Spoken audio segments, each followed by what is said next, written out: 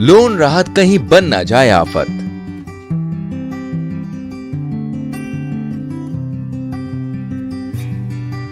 एक बात कहूँ, ये जो 3 महीने के किश्त के पैसे बच रहे हैं, क्यों ना हम इसे चुटकी के लिए बैंक में फिक्स डिपॉजिट कर दें? सुझाव तो बढ़िया है, लेकिन ये तुमसे किसने कहा कि हमें 3 महीनों तक लोन की किश्त नहीं देनी है?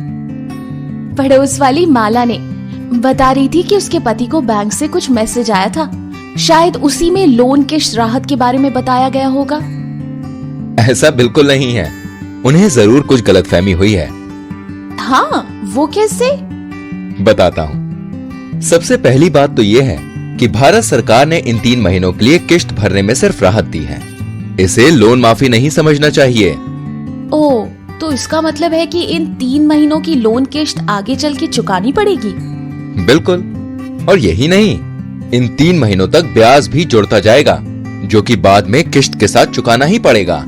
ओह, दूसरी बात, ये राहत केवल उन लोन धारकों के लिए है जिनका लोन खाता या आउटस्टैंडिंग अमाउंट रेगुलर है, यानी कि जिन्होंने अब तक समय पे अपने लोन की सारी किश्तें चुकाई हैं और 1 मार्च तक जिनका लोन खाता रेगुलर था।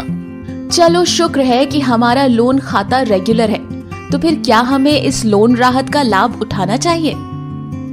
बिल्कुल भी नहीं। जरा सोचो, ये राहत तो उन लोगों के लिए है ना जिन पे कोरोना महामारी की वजह से आर्थिक संकट आ गया है और जो लोन चुकाने में असमर्थ हैं। हमारी आमदनी तो ठीक चल रही है, पर्याप्त बचत भी की है हमने, है ना? हाँ, वो तो है। तो फिर बेवजह राहत लेके अपनी किश्तें क्यों बढ़वाना? और ये भी सोचो कि इन 3 महीनों में चक्रवर्ती ब्याज जो जुड़ता जाएगा, उसका बोझ भी तो हमें उठाना पड़ेगा ना।